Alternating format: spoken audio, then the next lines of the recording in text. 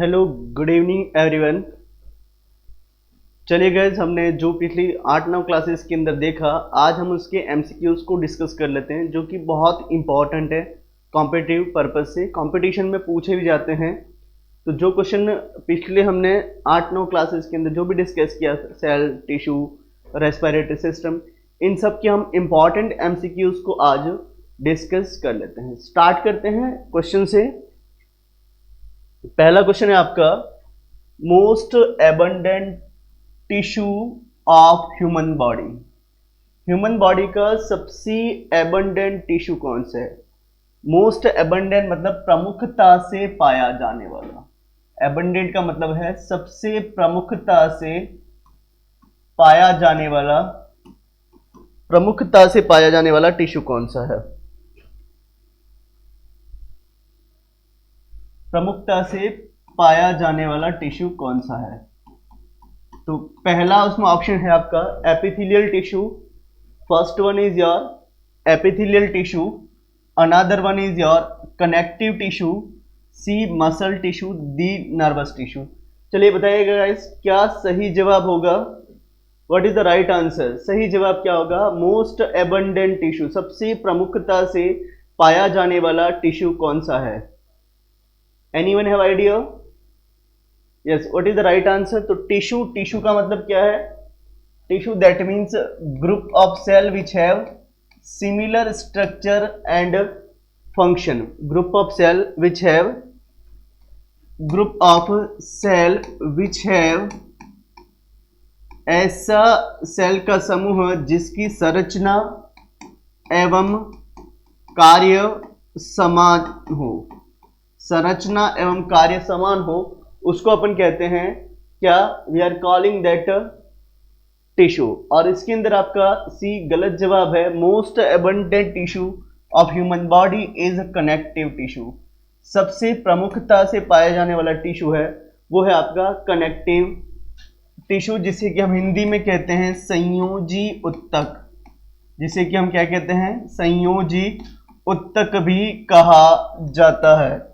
ये question important है, पूछा जाता है, तो इसको गलत नहीं करेंगे, बहुत सी बार पूछा भी गया है। तो पहला क्वेश्चन था आपका कि टिश्यू, सबसे प्रमुखता से पाया जाने वाला टिश्यू क्या है? तो टिश्यू का मतलब है group of cell which have similar structure and similar function is known as tissue. चलिए दूसरे क्वेश्चन की तरफ बढ़ते हैं। दूसरा क्वेश्चन है, smallest structural and functional unit of human body. Human body के अंदर सबसे स्मॉलेस्ट मतलब सूक्ष्मतम, सूक्ष्मतम संरचनात्मक एवं क्रियात्मक इकाई। संरचनात्मक एवं क्रियात्मक इकाई कौन सी है? सूक्ष्मतम संरचनात्मक एवं क्रियात्मक इकाई कौन सी है? Option A tissue, option B organ, option C system, option D cell. चलिए बताइएगा सही जवाब क्या होगा? What is the right answer? Anyone have idea? Yes, तो right answer is your D cell, कोशिका। डी कोशिका बिल्कुल सही जवाब होगा। कोशिका शरीर की सबसे छोटी इकाई, संरचनात्मक एवं क्रियात्मक इकाई, सबसे छोटी इकाई कौन सी है? तो आपका जवाब होगा कोशिका। और कोशिका मिलके उत्तक बनाती है। कोशिका मिलके उत्तक बनाती है, उत्तक मिलके अंग बनाते हैं, और अंग मिलके शरीर तंत्र बनाते हैं, और तंत्र मिलके फिर शरीर बनाते हैं। तो ये पता होना चाहिए आपको। कोशिका, जिसे कि हम सेल, बिल्कुल अवतार सिंह सही जवाब, सेल। देन टिश्यू, टिश्यू मिलके क्या बनाते हैं? ऑर्गन, ऑर्गन मिलके क्या बनाते हैं? सिस्टम, और सिस्टम मिलके आपका शरीर, बॉडी बनती है। तो यू शुड हैव क्लियर, ये बात भी आपको समझनी है। सूक्ष्मतम इकाई कौन सी है? तो सूक्ष्मतम इकाई जो है वो आपकी कोशिका है। और कोशिका के अध्ययन को क्या कहते हैं? अध्ययन, कोशिका के अध्ययन को क्या कहा जाता है? कोशिका का अध्ययन, कोशिका का अध्ययन क्या कहलाता है? तो कोशिका का अध्ययन साइटोलॉजी कहलाता है बच्चों। क्या कहलाता है? कोशिका का अध्ययन साइटोलॉजी कहलाता है। एवरेज साइज कितनी होती है? तो 10 से 11 माइक्रोन एक कोशिका की साइज होती है। एक कोशिका की साइज 10 से 11 माइक्रोन होती है। सबसे छोटी सेल, सबसे छोटी कोशिका कौन सी है? सबसे छोटी सेल कौन सी है? सूक्ष्मतम छोटी सेल कौन सी है? तो smallest cell in human body, तो मेल की बात करें तो स्पर्म, शुक्राणु मेल के अंदर, और फीमेल की बात करें तो आरबीसी इन फीमेल।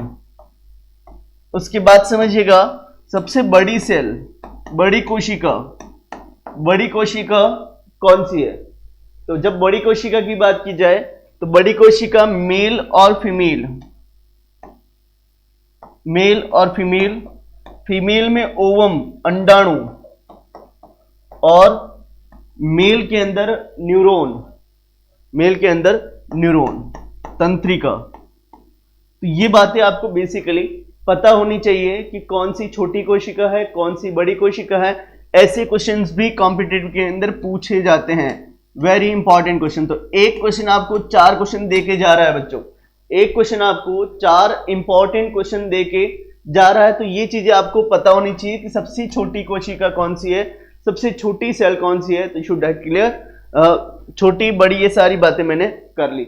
चलिए आगे बढ़ते हैं, अगली इंपॉर्टेंट बात, अगले क्वेश्चन की तरफ चलते हैं। Study of tissue is known as, tissue की स्टडी को, टिश्यू के अध्ययन को, उत्तकों के अध्ययन को क्या कहा जाता है? उत्तकों के अध्ययन को क्या कहते हैं? उत्तकों का अध्ययन, स्टडी ऑफ टिश्यू, उत्तकों के अध्ययन को क्या कहते हैं? A cytology, B embryology, C histology and D none of the above. सही जवाब क्या होगा बताइएगा बच्चों, what is the right answer? बिल्कुल सही जवाब क्या होगा? साइटोलॉजी। अभी मैंने बताया साइटोलॉजी का मतलब क्या है, साइटोलॉजी का मतलब क्या है? साइटोलॉजी का मतलब है आपका किसका अध्ययन? सेल का अध्ययन साइटोलॉजी कहलाता है, सेल का अध्ययन साइटोलॉजी कहलाता है। Study of cell. देखो बच्चों क्या पूछा है, टिश्यू पूछा है, ये ध्यान रखिएगा। यहां पर उत्तक पूछा है, तो टिश्यू के अध्ययन ये क्या है? सेल का अध्ययन साइटोलॉजी है, सेल का अध्ययन साइटोलॉजी। एम्ब्रियोलॉजी भ्रूण का अध्ययन, भ्रूण जो गर्भ के अंदर भ्रूण होता है उस भ्रूण के अध्ययन को भ्रूण का अध्ययन। स्टडी ऑफ एम्ब्रियो, भ्रूण के अध्ययन को हम क्या कहते हैं? एम्ब्रियोलॉजी। इसके बाद आता है आपका हिस्टोलॉजी। हिस्टोलॉजी का मतलब है उत्तकों के अध्ययन को हिस्टोलॉजी कहते हैं, उत्तकों के अध्ययन को हिस्टोलॉजी कहते हैं। उत्तकों का अध्ययन हिस्टोलॉजी कहलाता है। तो सही जवाब आपका क्या होगा? सही जवाब होगा आपका दैट इज सी, टिश्यू का अध्ययन क्या कहलाता है? हिस्टोलॉजी कहता है। तो बिल्कुल सही जवाब जो है वो है आपका, that one is your C is the correct answer. तो साइटोलॉजी दैट इज कोशिका का अध्ययन, एम्ब्रियोलॉजी भ्रूण का अध्ययन, एम्ब्रियो की स्टडी, और हिस्टोलॉजी उत्तकों का या टिश्यू का अध्ययन। चलिए अगले क्वेश्चन की तरफ बढ़ते हैं बच्चों। नेक्स्ट जो इंपॉर्टेंट क्वेश्चन है वो ये रहा आपके सामने। First living cell is discovered by, पहली जीवित कोशिका किसने खोजी थी? पूछा गया है पहली लिविंग मतलब जीवित, पहली जीवित कोशिका किसने खोजी थी? फर्स्ट लिविंग सेल, पहली जीवित कोशिका। Option A Robert Hooke, option B Leeuwenhoek, option C Aristotle, option D Newton. 4 option है आपके सामने। पहली जीवित कोशिका किसने खोजी थी? चलिए अरिस्टोटल भी जवाब आ रहा है, और नेक्स्ट बी ए। कुछ लोग रॉबर्ट हुक भी कह रहे हैं, कुछ लोग ल्यूवेनहॉक भी कह रहे हैं, कुछ लोग अरिस्टोटल भी कह रहे हैं। तो यहां समझिएगा सही जवाब क्या होगा? सही जवाब क्या होगा? तो सही जवाब होगा आपका ल्यूवेनहॉक। देखिए पहली कोशिका पूछता तो नो डाउट आपका जवाब रॉबर्ट हुक होता। रॉबर्ट हुक ने पहली कोशिका, पहली जो कोशिका थी वो मृत थी, पहली मृत कोशिका रॉबर्ट हुक, पहली मृत कोशिका जो थी वो रॉबर्ट हुक के द्वारा खोजी गई थी। Is that clear? पहली जो कोशिका थी वो आपकी किसके द्वारा खोजी गई थी? रॉबर्ट हुक के द्वारा। बट यहां क्या कहा गया है? पहली जीवित कोशिका, पहली जीवित कोशिका ल्यूवेनहॉक के द्वारा खोजी गई थी। ल्यूवेनहॉक को फादर ऑफ माइक्रोबायोलॉजी भी कहते हैं, father of microbiology. Leeuwenhoek father of microbiology, microbiology का पिता भी कहा जाता है ल्यूवेनहॉक को, माइक्रोबायोलॉजी का पिता भी कहा जाता है। तो सही जवाब है पहली जीवित कोशिका जिस व्यक्ति ने खोजी थी वो थे ल्यूवेनहॉक। एक बहुत प्यारा क्वेश्चन, पहली कोशिका रॉबर्ट हुक, पहली कोशिका लगभग 1665 में रॉबर्ट हुक ने खोजी थी। उसके बाद 1684 के अंदर लगभग उसके 19-20 साल बाद पहली जीवित कोशिका खोजी गई और उस जीवित कोशिका को किसने खोजा था? ल्यूवेनहॉक ने। एक क्वेश्चन आता है जो सोशियोलॉजी से आता है, नॉर्सेट के अंदर एक क्वेश्चन पूछा गया था, वो पूछा गया था क्या human being is a social animal. एक क्वेश्चन था, human being is a social, मानव एक सोशल सामाजिक प्राणी, human being is a social animal. ये शब्द किसके थे? ये क्वेश्चन नॉर्सेट 2018-19 के अंदर आ चुका है। यस, ये क्वेश्चन आपका human being is a social animal, ये क्वेश्चन आपका 2019 के आसपास नॉर्सेट में पूछा गया था। मानव एक सामाजिक प्राणी है, मानव एक सामाजिक प्राणी है, ये शब्द मानव एक सामाजिक प्राणी है, ये शब्द किसने कहे थे? ये शब्द किसने कहे थे? ऐसा क्वेश्चन नॉर्सेट के अंदर पूछा गया था। तो इसका जवाब है अरिस्टोटल, अरस्तु ने कहा था कि मानव एक सामाजिक प्राणी है। Very nice. ये क्वेश्चन किसने, ये आपको याद रखना है, अरस्तु ने कहा था, अरस्तु। और ये क्वेश्चन कहां पर आया था? तो नॉर्सेट 2019 के अंदर पूछा गया था। तो ये बात आप अच्छे से याद रखेंगे, that is a very important. तो एक क्वेश्चन से आपकी 4 क्वेश्चन निकल रहे हैं। पहली कोशिका, पहली जीवित कोशिका, उसके बाद मानव एक सामाजिक, तीनों से जो क्वेश्चन आपके पूछे गए हैं वो मैंने आपको डिस्कस कर दिए। चलिए आगे बढ़ते हैं अगले क्वेश्चन की तरफ। Which of the following is a largest organ of human body? बहुत ही अच्छा सवाल।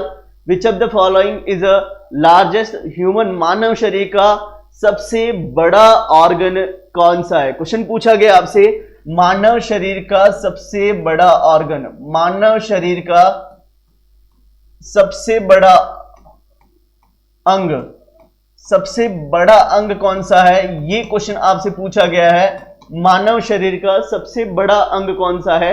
ए है आपका लंग्स, जिसे हम फेफड़े कहते हैं, बी लीवर, सी हार्ट, डी स्किन, त्वचा, हृदय।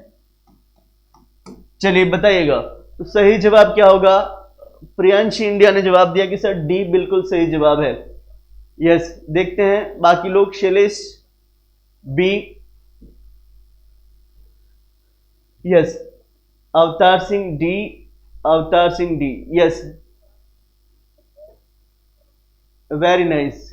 गौरव त्रिवेदी स्किन, बिल्कुल D is the correct answer, D बिल्कुल सही जवाब है। मानव शरीर का सबसे बड़ा ऑर्गन। देखो क्वेश्चन थोड़ा सा ट्रिकी है। क्वेश्चन क्यों ट्रिकी है? अगर यही पूछा होता largest internal organ, largest internal organ, तो क्वेश्चन बदल जाता। लेकिन यहां पर पूछा गया है क्या? यहां पर पूछा गया है largest organ of human body, मानव शरीर का सबसे बड़ा अंग कौन सा है? तो जाहिर सी बात है मानव शरीर का सबसे बड़ा अंग स्किन है। स्किन बिल्कुल ठीक जवाब है। त्वचा बिल्कुल ठीक जवाब है, ये सही आंसर है। Lungs, liver, heart. हाँ, यहां पर अगला क्वेश्चन स्लाइड के अंदर और भी है, वो पूछा जाएगा आपका मानव शरीर का, मानव शरीर में सबसे बड़ा आंतरिक अंग, सबसे बड़ा आंतरिक अंग, अगर ये क्वेश्चन पूछा जाए, आंतरिक अंग, internal, which of the following is a largest internal organ, तो आपका आंसर बदल जाता। लार्जेस्ट इंटरनल ऑर्गन कौन सा है, चलिए बताइएगा। लार्जेस्ट इंटरनल ऑर्गन क्या होगा सही जवाब? Anyone have idea?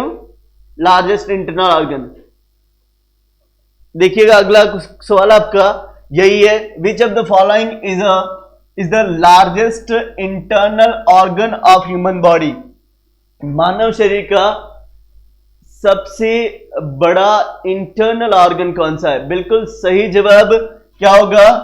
Liver.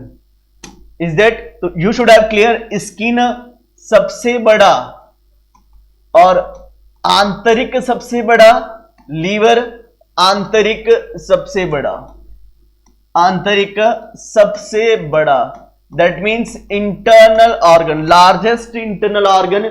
Yes Priyanshi गलत जवाब, अवतार सिंह गलत जवाब, शैलेश चौहान आपका आंसर बिल्कुल ठीक है, liver is a correct answer. यह भी पूछा जा सकता है मानव शरीर की सबसे बड़ी ग्रंथि कौन सी है? मानव शरीर की सबसे बड़ी ग्रंथि, सबसे बड़ी ग्रंथि, मानव शरीर की सबसे बड़ी ग्रंथि कौन सी है? Largest gland of human body, largest gland of human body. तो चाहे लार्जेस्ट इंटरनल ऑर्गन पूछे या लार्जेस्ट ग्लैंड पूछे, आपका जवाब क्या होगा? लीवर। एक्सोक्राइन एंडोक्राइन नहीं पूछा है, तब तक आपका जवाब लीवर ही होगा। तो यू शुड हैव क्लियर, अगर आपसे पूछा जाए लार्जेस्ट ग्लैंड तो आपका जवाब क्या होगा? लीवर। लार्जेस्ट इंटरनल ऑर्गन, आपका जवाब क्या होगा? लीवर। तो ये आपका लीवर बिल्कुल सही जवाब है। चलेगा अगला सवाल ये रहा, नेक्स्ट समझिएगा। How many C shaped cartilage present in trachea? Trachea जब पढ़ाया था तो मैंने बताया था ट्रेकिया लगभग 10 से 12 सेंटीमीटर लंबा होता है। ट्रेकिया लगभग 10 से 12 सेंटीमीटर लंबा होता है, जिसके अंदर 3 लेयर होती है, mucosa, submucosa, then hyaline cartilage and adventitia. तो 3 लेयर, सबसे इनर म्यूकोजा, उसके बाद सब म्यूकोजा, उसके बाद आपकी कार्टिलेज और उसके बाद एडवेंशिया। 4 लेयर होती है।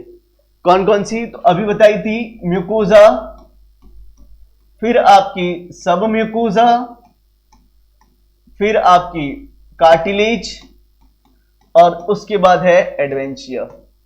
और यहां पर आपसे पूछा गया था इस कार्टिलेज जो है उसके अंदर कितनी सी शेप्ड रिंग्स होती हैं? ऑप्शन ए 10 से 12, ऑप्शन बी 12 से 16, ऑप्शन सी 16 से 20, ऑप्शन डी 20 से 24। चलेगा, जब पढ़ाया तब अगर ढंग से देखा हो आपने लेक्चर को, तो उसके अंदर मैंने बताया था how many C shaped rings, तो आपका सही जवाब है 16 to 20 C shaped rings present in trachea. 16 से 20 सी शेप्ड रिंग्स प्रेजेंट होती हैं। ये याद रखिएगा, कहीं आपको सी भी मिलेगा, कहीं आपको यू शेप्ड भी मिलेगा। या तो सी लिखा होगा या यू लिखा होगा। अगर ऐसे देखा तो सी बोल दिया, ऐसे देखा तो यू बोल दिया।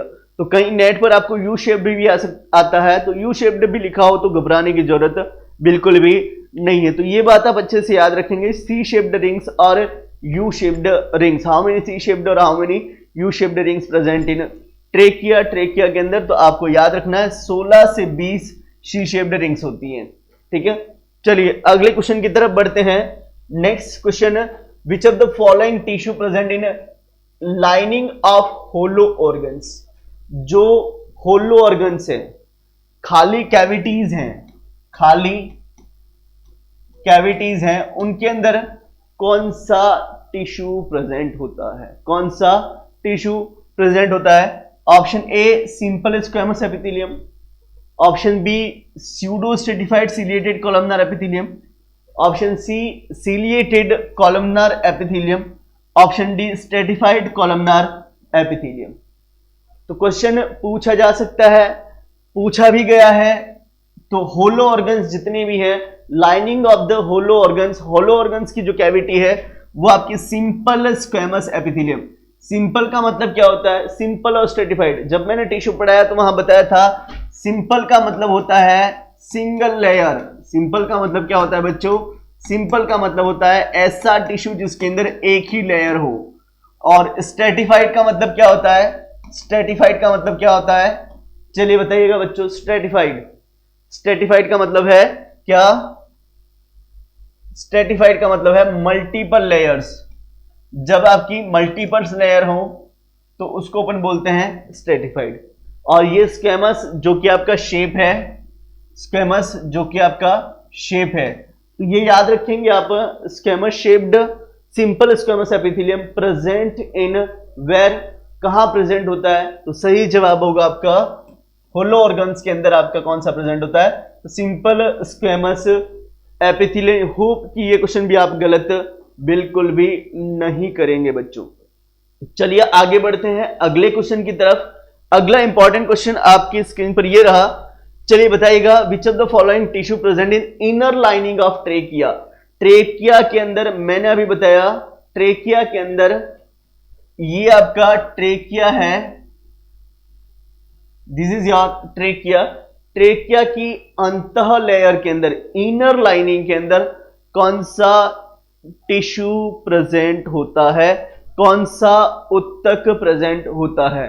तो 4 लेयर बताई मैंने। सबसे अंदर की जो लेयर है दैट इज योर म्यूकोजा। सबसे अंदर जो है वो है आपकी mucosa. This is your mucosa.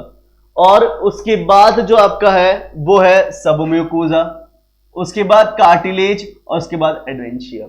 Option है simple squamous epithelium A, option B है pseudo stratified ciliated columnar epithelium, option C है ciliated columnar epithelium, option D है stratified columnar epithelium.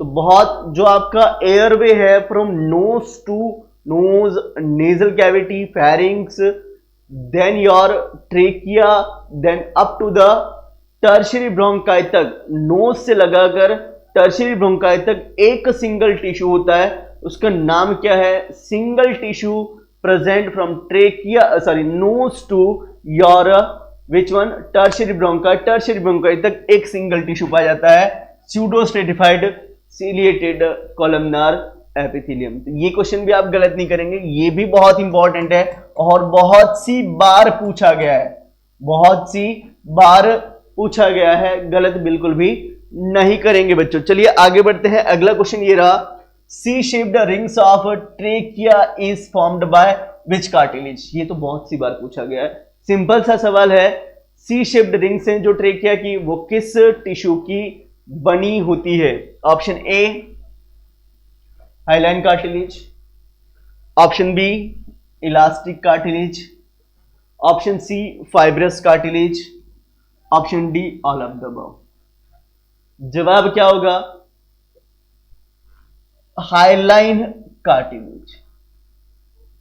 Highline cartilage जो कि स्ट्रॉन्गेस्ट कार्टिलेज है, hyaline cartilage. ठीक है, तो सही जवाब भी क्या होगा? Hyaline cartilage. तो लैरिंग्स और ट्रेकिया, यहां पर जो आपका कार्टिलेज प्रेजेंट होता है मैक्सिमम, लैरिंग्स और ट्रेकिया में जो आपका कार्टिलेज प्रेजेंट होता है वो कार्टिलेज आपका कौन सा है? That is your hyaline cartilage, वो आपका हाइलाइन कार्टिलेज है। उसके बाद इलास्टिक कार्टिलेज की बात करें बच्चों, तो इसमें जो फाइबर हो वो 50 टाइम्स मोर स्ट्रेचेबल, जो फाइबर्स होता है वो 50 गुना ज्यादा स्ट्रेचेबल होता है। तो अपनी क्षमता से 50 टाइम्स मोर स्ट्रेचेबल, मोर स्ट्रेचेबल, 50 गुना ज्यादा स्ट्रेचेबल होता है इलास्टिक कार्टिलेज। और इलास्टिक कार्टिलेज बच्चों कहां प्रेजेंट होता है?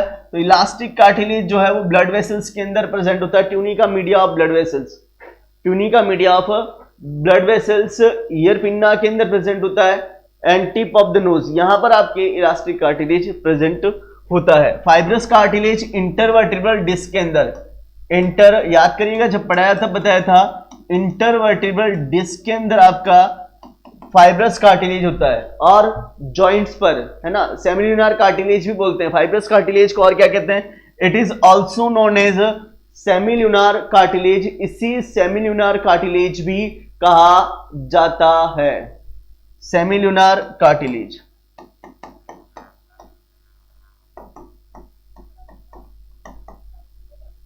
Semilunar cartilage. पाइवोट जॉइंट का नाम है बेटा, पाइवोट इज अ जॉइंट, ठीक है, पाइवोट आपका जॉइंट है जो कि स्केलेटन सिस्टम का भाग है। चलिए, और जॉइंट्स के अंदर टिश्यू प्रेजेंट है, तो जॉइंट को आर्टिकुलेट करने वाला जो टिश्यू है that is your fibrous and elastic, ये जॉइंट के आर्टिकुलेशन में प्रेजेंट होते हैं। चलिए अगली बात करते हैं, विच ऑफ द फॉलोइंग, अगला क्वेश्चन है आपका, which of the following function is the related to the smooth endoplasmic reticulum. Smooth endoplasmic reticulum, अगर हम बात करें स्मूथ एंडोप्लाज्मिक रेटिकुलम का मतलब होता है अंतःप्रदवीय जालिका। एंडोप्लाज्मिक रेटिकुलम का क्या मतलब है? अंतःप्रदवीय जालिका। अंतःप्रदवीय जालिका, अंतःप्रदवीय जालिका दो प्रकार की होती है, एक तो चिकनी अंतःप्रदवीय जालिका और दूसरी आपकी खुरदरी अंतःप्रदवीय जालिका। दो चीजें हैं, एक है आपकी चिकनी अंतःप्रदवीय जालिका और दूसरी है आपकी खुरदरी अंतःप्रदवीय जालिका। एक है चिकनी अंतःप्रदवीय जालिका और दूसरी है खुरदरी अंतःप्रदवीय जालिका। अब यहां पूछा गया स्मूथ, स्मूथ का मतलब है ऐसी एंडोप्लाज्मिक रेटिकुलम जिसके ऊपर राइबोसोम नहीं होते हैं, जिसके ऊपर चिकनी अंतःप्रदवीय जालिका, ऐसा अंतःप्रदवीय जालिका जिसके ऊपर राइबोसोम ना हो। और रफ एंडोप्लाज्मिक रेटिकुलम का मतलब है ऐसी अंतःप्रदवीय जालिका जिसके ऊपर क्या प्रेजेंट हो, जिसके ऊपर आपके राइबोसोम प्रेजेंट हो। तो राइबोसोम जिसके ऊपर प्रेजेंट है वो तो हो गई आपकी क्या, वो है आपकी खुरदरी, ठीक है, और जिस पर नहीं है वो आपकी स्मूथ। अब पूछा गया क्वेश्चन क्या है कि स्मूथ एंडोप्लाज्मिक रेटिकुलम का फंक्शन क्या है, देखते हैं। ऑप्शन ए प्रोटीन सिंथेसिस, प्रोटीन सिंथेसिस का काम राइबोसोम का होता है।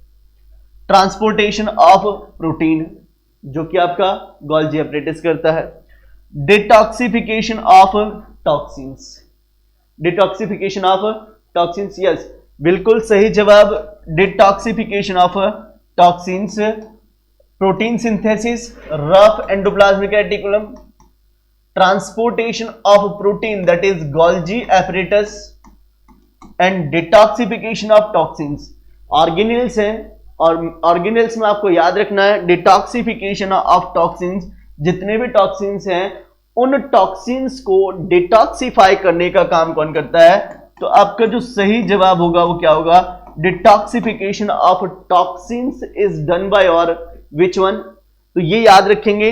यहां पर आपको फॉर्मेशन चिकनी अंतःप्रदवीय जालिका, इसका काम है सीबम, स्टेरॉइड एंड कोलेस्ट्रॉल का फॉर्मेशन, इसका फॉर्मेशन करता है, साथ ही साथ नो डाउट लिपिड का प्रोडक्शन भी सही है।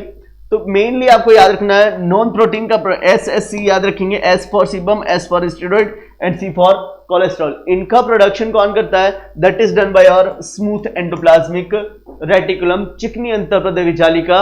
और इसके साथ साथ जो इसका मुख्य कार्य है डिटॉक्सिफिकेशन ऑफ टॉक्सिन, जो भी हम टॉक्सिन्स खा रहे हैं उन टॉक्सिन्स को डिटॉक्सिफाई करने का काम, उनसे टॉक्सिसिटी हटाने का काम कौन करता है? Smooth endoplasmic reticulum. चलिए अगले क्वेश्चन की तरफ बढ़ते हैं। अगला प्यारा क्वेश्चन कौन सा है देखते हैं, समझिएगा। अगला important question, which of the following lungs divide into 3 lobe.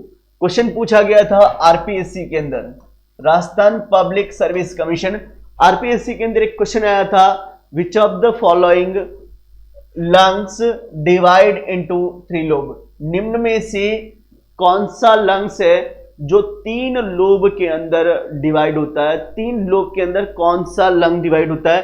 तो समझिएगा यहां पर, what this is your 2 lungs, last lecture में हमने बात करी भी थी। तो यहां पर right lung, left lung, both lung, none of the above. तो यहां पे देखिएगा, यहां पर जो बात करी थी हमने, इन दोनों के अंदर ऑब्लिक फीचर्स होते हैं। इसके साथ साथ राइट लंग में एक हॉरिजॉन्टल फीचर होता है। तो राइट लंग आपका 3 लोब में डिवाइड होता है, जबकि लेफ्ट लंग आपका दो लोब के अंदर डिवाइड होता है। तो इस बात को आप बहुत अच्छी से ध्यान रखेंगे कि राइट लंग, तो यहां पर आपका जवाब क्या होगा, बिल्कुल सही जवाब, right lung divide into 3 lobes and left lung divide into 2 lobes. ये 2 लोब के अंदर डिवाइड होता है और ये आपका 3 लोब के अंदर डिवाइड होता है। Is that clear? तो ये बात भी आपको अच्छे से समझ में आ गई होगी। अगली बात करते हैं, चलिए नेक्स्ट। और एक चीज और ध्यान रखिएगा, दोनों के अंदर ऑब्लिक फिशर, ऑब्लिक ऑब्लिक पूछा जा सकता है। हॉरिजॉन्टल फिशर कौन से लोब के अंदर होता है? तो horizontal fissure also present in right lung. ये आपका हॉरिजॉन्टल फिशर है और हॉरिजॉन्टल फिशर आपका प्रेजेंट होता है राइट लंग के अंदर। Horizontal fissure present in right lung, ये आपका राइट लंग के अंदर प्रेजेंट होता है। चलिए आगे बढ़ते हैं अगली बात की तरफ। Which of the following is not a nasal sinus? चलिए बहुत प्यारा क्वेश्चन फिर से, नेजल साइनस। ये क्वेश्चन जिपमेर के अंदर पूछा गया है। जिपमेर के अंदर एक बार क्वेश्चन आ रखा है, निम्न में से कौन सा नेजल साइनस नहीं है? याद रखने के लिए बिल्कुल सिंपल सा तरीका भी बताया था मैंने।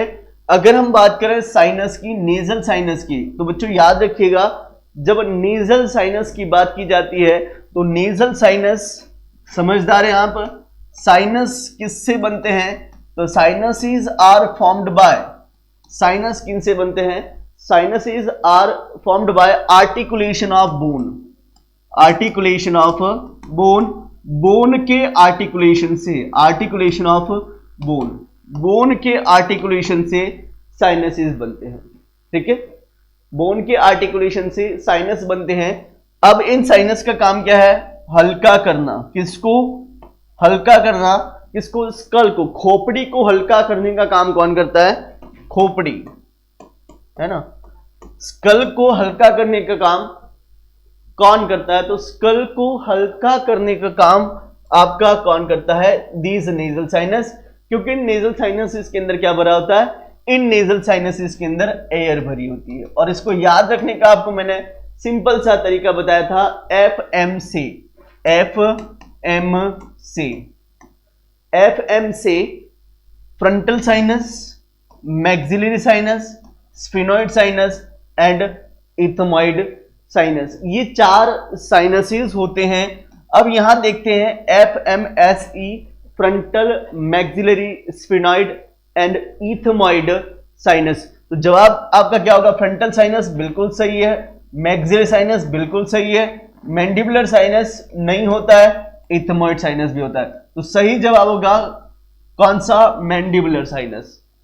क्योंकि यहां पूछा गया है which of the following is not a nasal sinus, निम्न में से कौन सा नेजल साइनस नहीं है? तो नेजल साइनस कौन सा नहीं है बच्चों? तो नेजल साइनस आपका मैंडिबुलर साइनस जो है वो नेजल साइनस का भाग नहीं है। चलिए अगली बात करते हैं। यहां पर एक क्वेश्चन आ सकता है, inflammation of sinus is called sinusitis. Sinusitis किसे कहते हैं? तो inflammation of sinus is known as what? Sinusitis. ये भी आप अच्छे से याद रखेंगे। चलिए अगले क्वेश्चन की तरफ बढ़ते हैं। अगला इंपॉर्टेंट क्वेश्चन क्या है वो देखते हैं। Which of the following is known as house of tonsil? चलिए बहुत प्यारा क्वेश्चन एक बार और, हाउस ऑफ टॉन्सिल। टॉन्सिल्स का घर किसे कहा जाता है? ये क्वेश्चन है आपके सामने। टॉन्सिल्स का घर किसे कहते हैं? Option A pharynx, option B larynx, option C trachea, option D oesophagus. चलिए देखते हैं कितने लोग जवाब देते हैं। Anyone from you people? House of tonsil किसे कहते हैं? बताइएगा। हाउस ऑफ टॉन्सिल ऑप्शन है pharynx, larynx, trachea, oesophagus. You people have idea? जब फेरिंग्स पढ़ाया था वहां डिस्कस भी किया था मैंने। तो फेरिंग्स को हम क्या कहते हैं? Pharynx is known as house of tonsils. तो किसे कहते हैं? फेरिंग्स को हम हाउस ऑफ टॉन्सिल्स भी कहते हैं।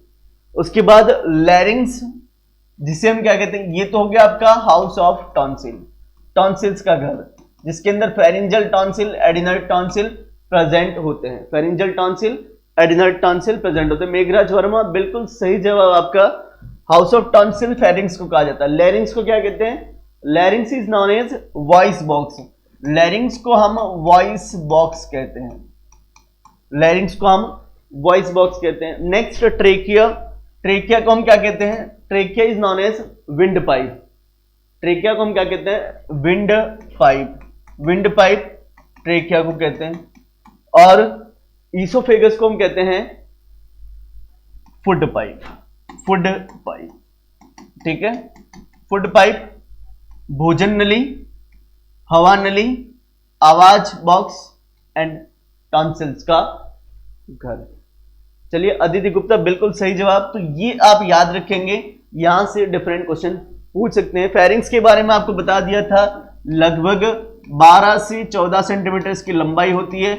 लोकेशन जो है वो C1 से लगाकर C6 तक होती है, जिसमें नेजोफेरिंग्स, ओरोफेरिंग्स एंड लैरिंगोफेरिंग्स। लैरिंगोफेरिंग्स के आगे जो होता है, अदिति गुप्ता बिल्कुल सही जवाब है आपकी, ये जो है वो लैरिंग्स है, और लैरिंग्स आवाज को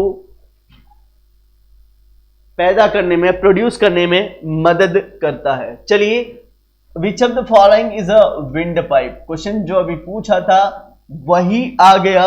विंड पाइप, हवा नली का किसे कहते हैं, आरपीएससी का क्वेश्चन है, हवा नली किसे कहा जाता है, हवा नली किसे कहा जाता है। Option A pharynx, option B larynx, option C trachea, option D oesophagus. So you should have clear. चलिए बताइएगा, ये तो अब क्लियर ही हो गया है। जवाब क्या होगा आपका, ट्रेकिया को हम विंड पाइप भी कहते हैं, ट्रेकिया। बिल्कुल मेघराज वर्मा सही जवाब, C trachea is the right answer, trachea बिल्कुल ठीक जवाब है। चलिए आगे बढ़ते हैं अगले क्वेश्चन की तरफ। अगला क्वेश्चन है, which of the following is known as voice box. Voice box larynx को कहते हैं, है ना, अभी बताया मैंने वॉइस बॉक्स किसको कहते हैं, तो वॉइस बॉक्स लैरिंग्स को कहा जाता है। ये बात तो क्लियर है।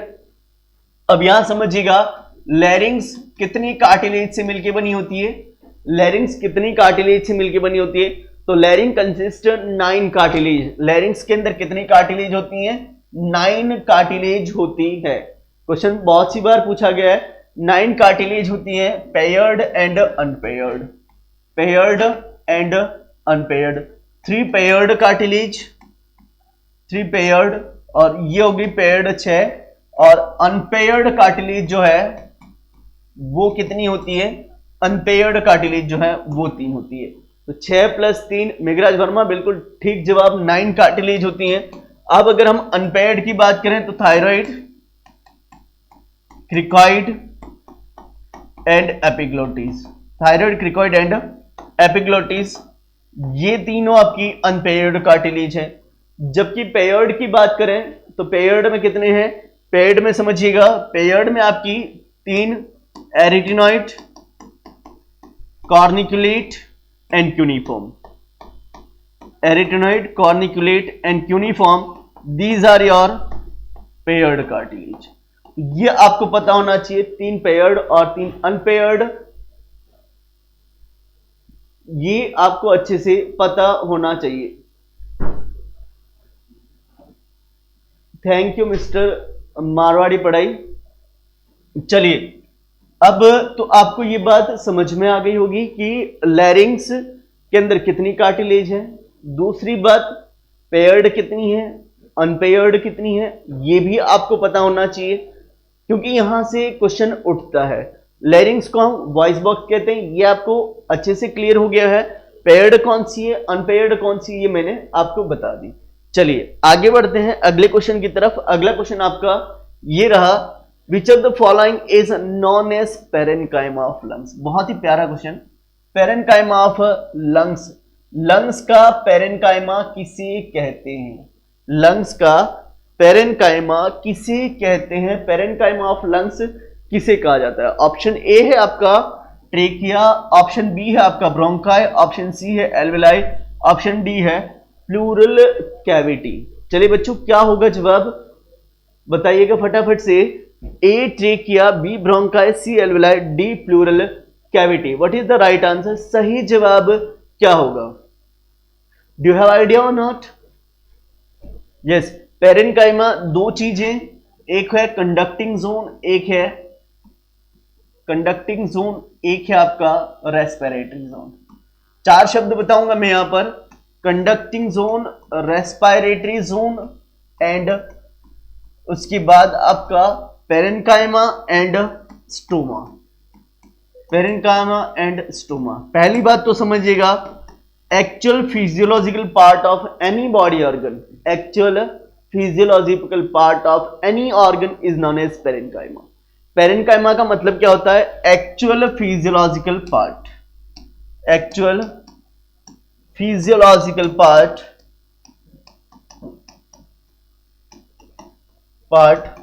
Of any body organ. कोई भी बॉडी ऑर्गन हो जिसके अंदर एक्चुअल फिजियोलॉजी कंप्लीट होती है उसको हम कहते हैं क्या? पेरेन्काइमा।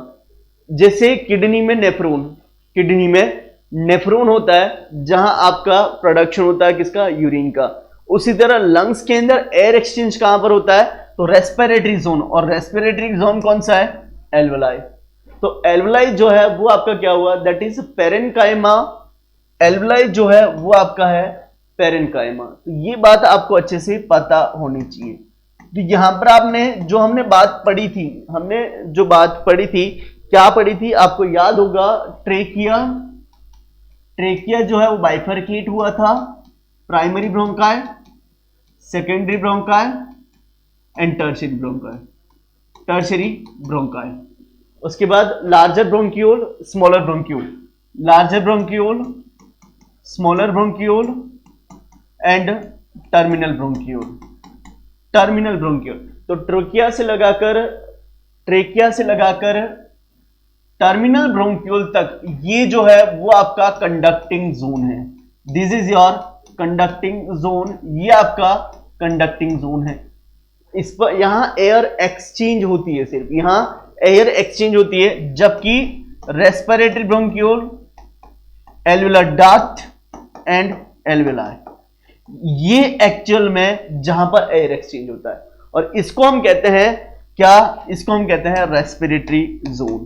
तो रेस्पिरेटरी जोन, तो respiratory zone is a actual parenchyma of respiratory system. तो यू शुड हैव क्लियर, ये बात आपको अच्छे से क्लियर होनी चाहिए कि आपका कंडक्टिंग जोन कौन सा है, रेस्पिरेटरी जोन कौन सा है, और आपका नेक्स्ट जो है पेरेन्काइमा कौन सा और स्टोमा कौन सा है। यहां याद रखिएगा ये जो वाला भाग है, इस कंडक्टिंग जोन को नॉन फिजियोलॉजिकल पार्ट है, और जिस ऑर्गन का नॉन फिजियोलॉजिकल पार्ट हो उस नॉन फिजियोलॉजिकल पार्ट को अपन स्टोमा बोलते हैं, इसको अपन स्टोमा बोलते हैं।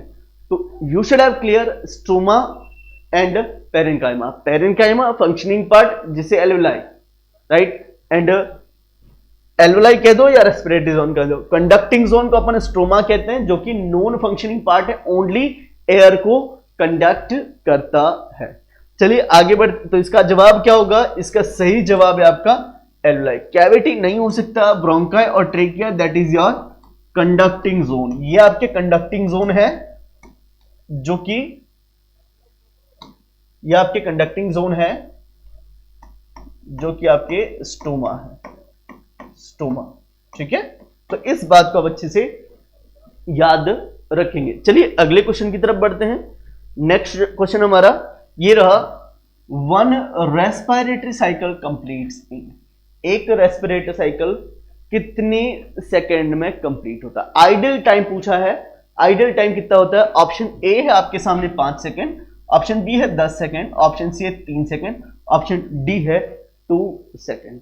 तो रेस्पिरेटरी, वन रेस्पिरेटरी साइकिल, एक जो रेस्पिरेटरी साइकिल है वो कितने सेकेंड में कंप्लीट होता है बच्चों? तो one respiratory cycle completes into the, एक रेस्पिरेटरी साइकिल कंप्लीट होता है आपकी, एक रेस्पिरेटरी साइकिल में पहले समझ लो, inspiration plus expiration, one inspiration plus one expiration is called एक इंस्पिरेशन और एक एक्सपिरेशन मिला के एक रेस्पिरेटरी साइकिल होता है, ठीक है।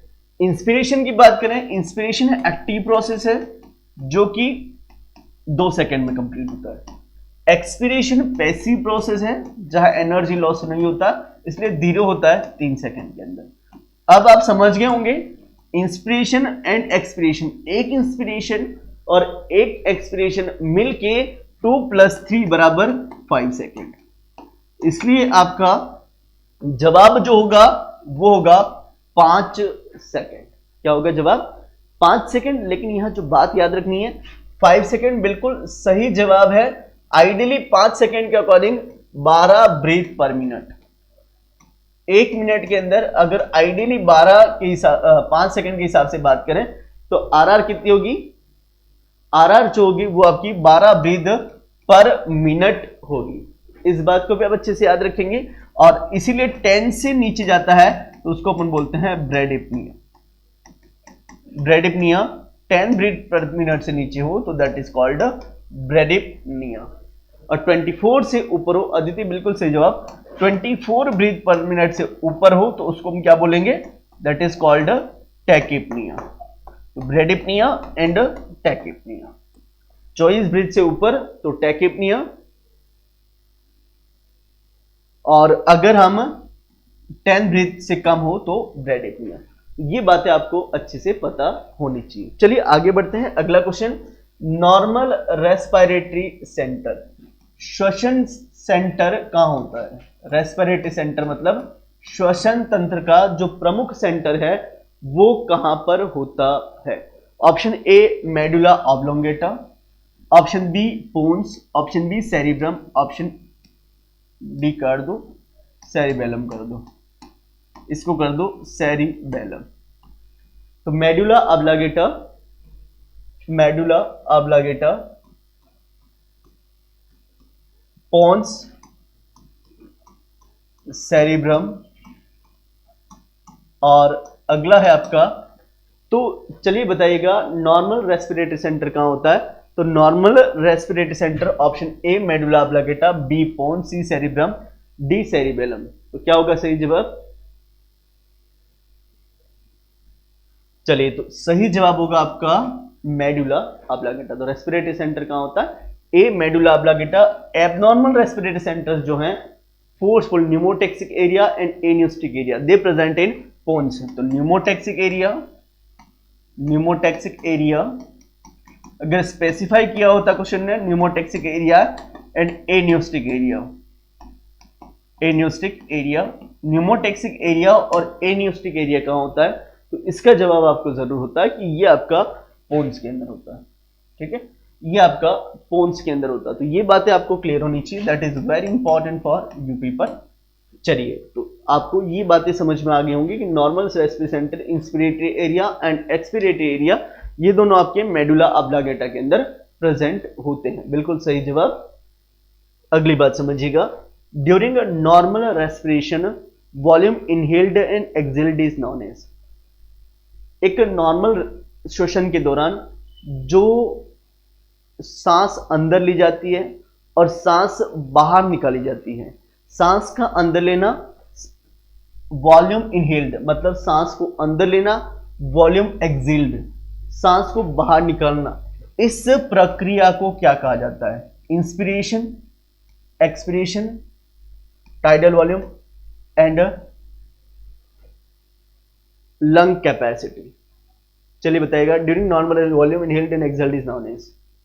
जो वॉल्यूम नॉर्मल प्रक्रिया के दौरान इनहेल और एक्सहेल होता है उसी क्या कहा जाता है? बिल्कुल रामकृष्णन मेघराज वर्मा, बिल्कुल सही जवाब, that is called tidal volume. और अगर आपसे पूछा जाए नॉर्मल टाइडल वॉल्यूम कितना होता है, कौन बताएगा? Tidal volume, normal tidal volume. चलिए कितने लोग सही जवाब देंगे, चाहे मेल हो या फीमेल हो, नॉर्मल टाइडल वॉल्यूम कितनी ही बार पूछा गया है? डी गलत जवाब है, लंग कैपेसिटी नहीं, normal inhalation and exhalation. Meghraj का जवाब बिल्कुल ठीक है, that is tidal volume. Tidal volume बताइएगा बच्चों, टाइडल वॉल्यूम जो है वो नॉर्मल कितना होता है, कौन बताएगा? नॉर्मल टाइडल वॉल्यूम कितना होता है? Anyone have idea? हाँ सीमा विश्नोई बताइएगा। नॉर्मल टाइड, गलत जवाब बेटा A, tidal volume is the ठीक answer. Normally inhaled and exhaled, Puja Rathore C बिल्कुल सही जवाब है। चलिए तो सही जवाब नॉर्मल टाइडल वॉल्यूम जो होता है वो आपका 500 ml होता है, मेल हो चाहे फीमेल हो दोनों के अंदर ही। इस क्वेश्चन का आंसर जो कि पूछा गया है, नॉर्मल इनहेलेशन और एक्सहेलेशन में जो वॉल्यूम यूज होता है उसको अपन टाइडल वॉल्यूम कहते हैं, और ये होता है आपका 500 ml। लंग कैपेसिटी की बात करें तो टोटल लंग कैपेसिटी कितनी? मेघराज वर्मा बिल्कुल ठीक जवाब है आपका। अगर टोटल लंग कैपेसिटी की बात करें, टोटल लंग कैपेसिटी, तो एक मेल के अंदर जो टोटल लंग कैपेसिटी होती है वो कितनी होती है? 6000 ml, 6 लीटर। एक मेल के अंदर टोटल लंग कैपेसिटी है वो 6 लीटर होती है। एक फीमेल के अंदर जो है वो कितनी होती है? 4200 ml। 4200 ml जो है वो आपकी फीमेल के अंदर होती है। तो यहां पर याद रखिएगा, फीमेल के अंदर जो लंग कैपेसिटी है वो आपकी कितनी है? 4200 ml। मेल के अंदर जो कैपेसिटी है वो कितनी है? दैट इज 6000 ml, और यू कैन सी 6 लीटर। तो ये आपको बेसिक पता होना चाहिए, और यहां जो पूछा गया है टाइडल वॉल्यूम पूछा गया। चलिएगा आगे बात करते हैं, अगले क्वेश्चन की तरफ चलते हैं बच्चों। अगला इंपॉर्टेंट क्वेश्चन देखो आएगा आपके सामने, नॉर्मल टाइडल वॉल्यूम कितना होता है? नॉर्मल टाइड पहले पूछा, चलिए बताइएगा नॉर्मल टाइडल वॉल्यूम कितना होता है? Option A 500 ml, option B 1000 ml, option C 1500 ml, option D 1800 ml। अभी बता दिया इसका आंसर, सही जवाब आपका ए 500 ml बिल्कुल ठीक है। अगले क्वेश्चन की तरफ बढ़ते हैं, exchange of air between environment and lungs. Environment और लंग्स के बीच जो आदान प्रदान होता है, वातावरण और फेफड़ों के बीच जो एयर अंदर आती है, एयर बाहर जाती है, इसको हम क्या कहते हैं? A pulmonary ventilation, B external respiration, C internal respiration, D none of the above. चलिए बताइएगा what is the right answer, सही जवाब क्या होगा? यहां पर exchange of air between environment and lung is known as, environment और लंग्स के बीच जो एयर एक्सचेंज होता है उसको हम क्या कहते हैं? Anyone have idea? Meghraj Verma internal respiration गलत जवाब। रामकिशन गुर्जर बिल्कुल ए बिल्कुल ठीक जवाब। पल्मोनरी वेंटिलेशन जो है वो सही जवाब है। कल जो लास्ट लेक्चर में मैंने बातें करी थी तो वहां आपको बताया था पीवी बराबर NRT, P inversely proportional to 1/V। ये बात मैं आपको बता चुका था। प्रेशर और वॉल्यूम जो है वो एक दूसरे के अपोजिट होते हैं, इज दैट क्लियर? तो वॉल्यूम एंड प्रेशर दोनों ही एक दूसरे के अपोजिट होते हैं। इन्वायरमेंट का प्रेशर जो है वो आपका फिक्स होता है, कितना बताया था इन्वायरमेंट का pressure? 760, and air is always moving from a high pressure to low pressure. तो जब इंस्पिरेशन करते हैं इन्वायरमेंट का प्रेशर ज्यादा, लंग्स का प्रेशर कम। एक्सपिरेशन करते हैं लंग्स का प्रेशर ज्यादा, इन्वायरमेंट का प्रेशर में कोई परिवर्तन नहीं होता, 760 रहता है। What ever changes occurs that is in your lungs, वो आपके फेफड़ों के अंदर हम चेंज करते हैं डायफ्राम और इंटरकॉस्टल मसल्स के द्वारा। तो यहां पर आपका जो सही जवाब होगा वो होगा पल्मोनरी वेंटिलेशन, बिल्कुल ठीक जवाब है। चलिए रुचिका चौधरी आपका आंसर भी बिल्कुल ठीक है। अगले क्वेश्चन की तरफ बढ़ते हैं, exchange of air between alveoli and blood. तो हमने इस एल्वुलाई तक क्या पहुंचा दी? एनवायरमेंट से एयर को हमने एल्वुलाई तक पहुंचाई, इसको हमने कह दिया पल्मोनरी वेंटिलेशन। इसको हमने क्या कह दिया? पल्मोनरी वेंटिलेशन, जो कि पीवी और प्रेशर और वॉल्यूम के वेरिएशन की वजह से होता है। ठीक बात। अब मुझे बताइएगा जब एनवायरमेंट से कहां पहुंचा? एल्वुलाई के अंदर। अब एल्वुलाई से कहां पहुंचेगा?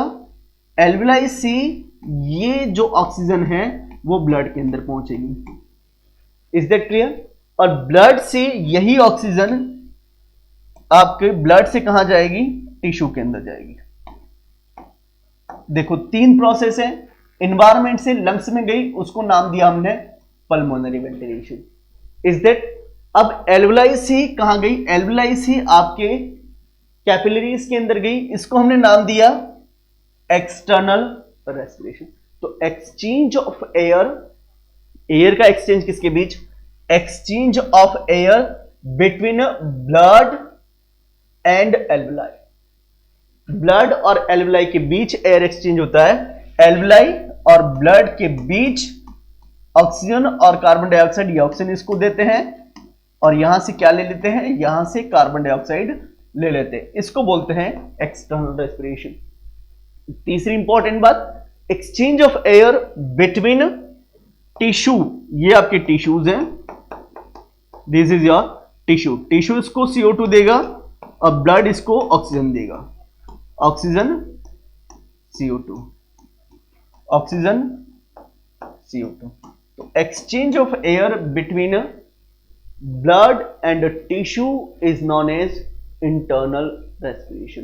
तो याद रखिएगा, pulmonary ventilation, external respiration, internal respiration, ये जो प्रोसेस हुआ उसको हमने नाम दे दिया इंटरनल रेस्पिरेशन। तो तीन बातें, pulmonary ventilation, external respiration, internal respiration. Air and alveoli, lungs, pulmonary ventilation, alveoli and blood, external respiration, then your blood and tissue, internal respiration। तो सही जवाब जो होगा वो होगा आपका क्या? इसका आंसर है exchange of air between alveoli and blood. तो सही जवाब होगा आपका एक्सटर्नल रेस्पिरेशन। Is that? चलिए अगले क्वेश्चन की तरफ बढ़ते हैं। अगला क्वेश्चन हमारा ये रहा, exchange of air between blood capillaries and tissue. अभी बताया मैंने, देख लीजिएगा, ब्लड कैपिलरीज एंड टिश्यू, ये ब्लड कैपिलरीज और टिश्यू, इसको हमने नाम दे दिया इंटरनल रेस्पिरेशन। तो इसका जवाब क्या होगा? Third, internal respiration. तो सही जवाब होगा आपका इंटरनल रेस्पिरेशन। ये भी बहुत प्यारा क्वेश्चन है, कई बार पूछा गया है, तो इसको भी आप थोड़ा सा ध्यान रखेंगे। चलिए आगे बढ़ते हैं, अगला सवाल। अगला क्वेश्चन है, which of the following tissue present in alveoli. मैंने पहले ही बताया था, नॉर्सेट, एसएनओ एम्स भोपाल के अंदर पूछा गया था। एसएनओ एम्स भोपाल के अंदर ये क्वेश्चन आ रखा है, which of the following tissue present in alveoli. Alveoli के अंदर कौन सा टिश्यू प्रेजेंट है? चलिए, ऑप्शन ए है simple squamous epithelium, option B है stratified cuboidal epithelium, option C है ciliated columnar epithelium, option D है pseudo stratified ciliated columnar epithelium. What is the right answer? सही जवाब क्या होगा? बहुत सी बार बताया, और सही जवाब क्या है?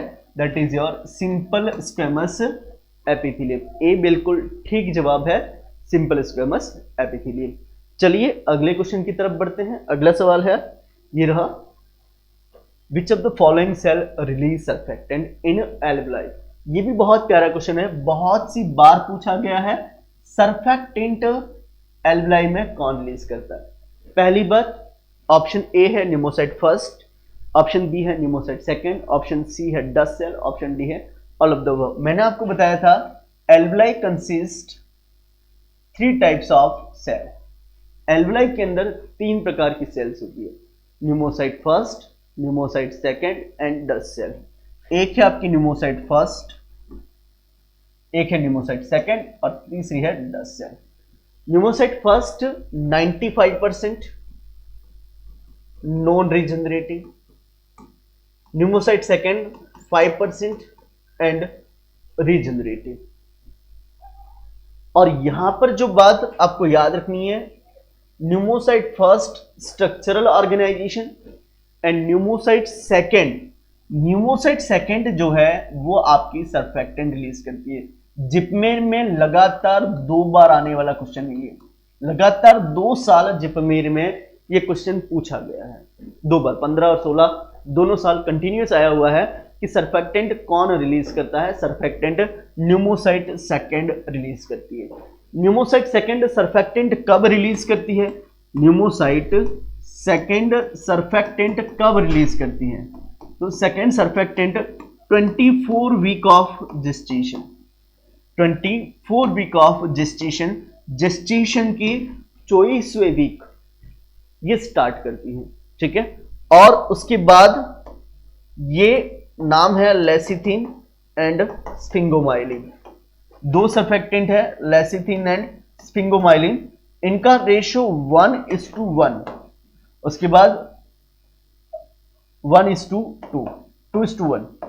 ये आपका 34 वीक, 28 वीक। ये बात आप अच्छे से याद रखेंगे। सही जवाब है इसका क्या, दैट इज न्यूमोसाइट सेकंड। अगला क्वेश्चन ये रहा, which of the following cell also known as alveolar macrophages. Alveolar macrophages किसे कहा जाता है, तो डस्ट सेल को हम एल्वियुलर मैक्रोफेजेस भी कहते हैं। पहले बता चुका हूं स्ट्रक्चर, सर्फेक्टेंट, और ये डस्ट सेल जो है उसको अपन कहते हैं एल्वियुलर मैक्रोफेजेस। चलिए अगला सवाल ये रहा, difficulty in breathing is known as. सांस लेने में तकलीफ होना क्या कहलाता है, डिस्निया, डिस्प्लेसिया, डिस्पेप्सिया, डिस्फोनिया। तो यहां पर आप याद रखेंगे सही जवाब क्या है, दैट इज डिस्निया। डिस्निया मतलब सांस लेने में तकलीफ होना, उसको बोलते हैं अपन डिस्निया। चलिए अगली इंपॉर्टेंट बात, removal of entire lungs is called. पूरे लंग्स को रिमूव करना क्या कहलाता है, तो लंग्स को रिमूव करना कहलाता है न्यूमोनेक्टॉमी। लोबेक्टॉमी सिंगल लोब को रिमूव करना, आधे भाग को रिमूव करना रिसेक्शन, और कंप्लीट लंग्स को रिमूव करना न्यूमोनेक्टॉमी कहलाता है। इज दैट, न्यूमोनेक्टॉमी का मतलब है रिमूवल ऑफ इंटायर लंग्स, पूरे लंग्स को ही रिमूव करना। चलिए अगला question, the term used for air accumulation in pleural cavity is known as. Pleural cavity में किसका, ये आपकी प्लूरल कैविटी है, इस प्लूरल कैविटी में एयर एक्यूमुलेट होती है, उसी क्या कहते हैं, तो एयर का एक्यूमुलेट होना pneumothorax, A atelectasis, B pneumothorax, C pleural effusion, D none of the above. तो यहां समझिएगा एयर का एक्यूमुलेट होना न्यूमोथोरेक्स कहलाता है। सही जवाब होगा आपका B, atelectasis, collapse of alveoli. Atelectasis का मतलब होता है कोलैप्स, एल्वेलाई का कोलैप्स होना, कोलैप्स ऑफ एल्वेलाई। एल्वेलाई को कोलैप्स होना एटेलेक्टेसिस। न्यूमोथोरेक्स, न्यूमोथोरेक्स का मतलब है air accumulation, and excessive accumulation of fluid is known as pleural effusion. चलिए गाइस, तो ये आपकी जो पिछली क्लासेस ली थी उसके जो इंपॉर्टेंट एमसीक्यूज थे, ये आपके जो भी एग्जाम के अंदर आए हुए हैं, मल्टीपल एग्जाम्स के अंदर, ये मैंने आज कंप्लीट करा दिए। नेक्स्ट संडे को हम अगले क्वेश्चंस को लेकर आएंगे, अगली सीरीज को लेकर आएंगे, फिर हम थ्योरी की तरफ चलेंगे। कल फिर मिलेंगे इसी टाइम पर। तब तक के लिए बाय बाय, ग्रेट टाइम। आपको क्लास पसंद आई हो तो लाइक करें, शेयर करें और सब्सक्राइब करें।